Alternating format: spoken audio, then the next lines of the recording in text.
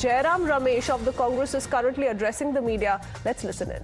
जरूरी है क्योंकि जो सरकारी कार्यक्रम है, हमारे सामाजिक न्याय के कार्यक्रम है, सामाजिक सशक्तिकरण के कार्यक्रम है, नीतियां हैं, उसको और मजबूती देने के लिए ये जातीय जनगणना होना जरूरी है, अनिवार्य है। पांचवा मुद्दा है संघीय ढांचा पर जो आक्रमण हो रहा है।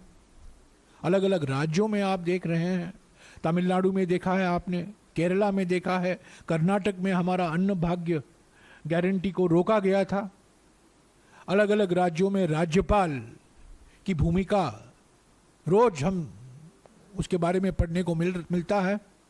पर यह साफ हो गया है कि ये संघीय ढांचा पर एक जानबूझकर एक प्लान रणनीति के कारण है कि राज्यों को, खास तौर से जो राज्य बीजेपी शासित राज्य नहीं है, उनके सामने मुसीबतें खड़ा करना, उनको परेशानी में डालना, उनकी जो संवैधानिक हक है, जो संवैधानिक अधिकार हैं, उनको न देना, ये सब मोदी सरकार की रणनीति है और ये हम उठाना चाहते हैं।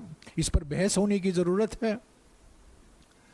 और सोनिया जी ने प्रधानमंत्री को कहा है कि ये जो सेंटर स्टेट रिलेशन को लेकर सभी कई राज्यों में जो चिंता जताई गई है, कई मुख्यमंत्रियों ने भी कहा है, इस पर चर्चा जरूर कराइए।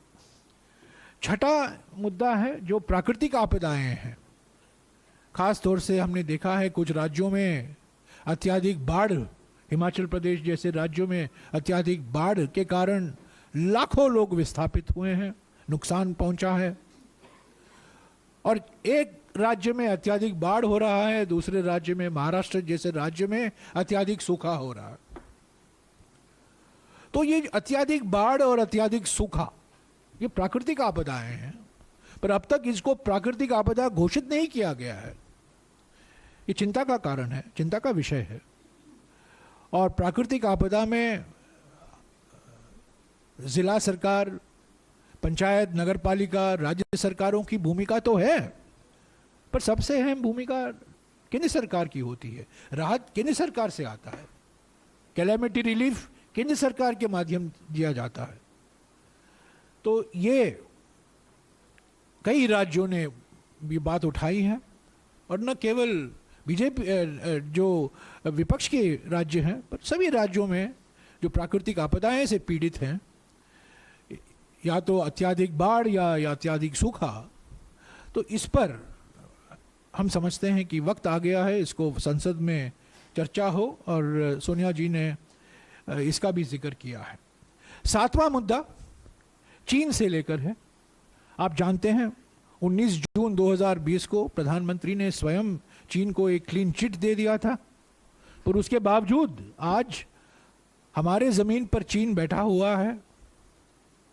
लद्दाख और अरुणाचल प्रदेश में हमारी सीमाओं पर गंभीर समस्याएं पैदा हुई हैं, चुनौती है हमारे लिए, विदेश नीति के लिए। पर इस पर 3 साल से बहस नहीं हो पाई है, एक शब्द नहीं बोला गया है। हालांकि जो शब्द बोले गए हैं 19 जून 2020 को, वो एक क्लीन चिट दिया गया है प्रधानमंत्री से, और इसकी कीमत हमें भारी तरीके से चुकानी पड़ी है। पर इस पर बहस होना चाहिए और अगली रणनीति क्या, एक सामूहिक संकल्प हम दिखाएं हैं इसको लेकर, सिर्फ आलोचना के लिए नहीं, पर हम चाहते हैं एक सामूहिक संकल्प संसद की ओर से दुनिया के सामने रखा जाए कि यह हमारे लिए सबसे बड़ी चुनौती है और इसका मुकाबला हम एकजुट होकर करेंगे।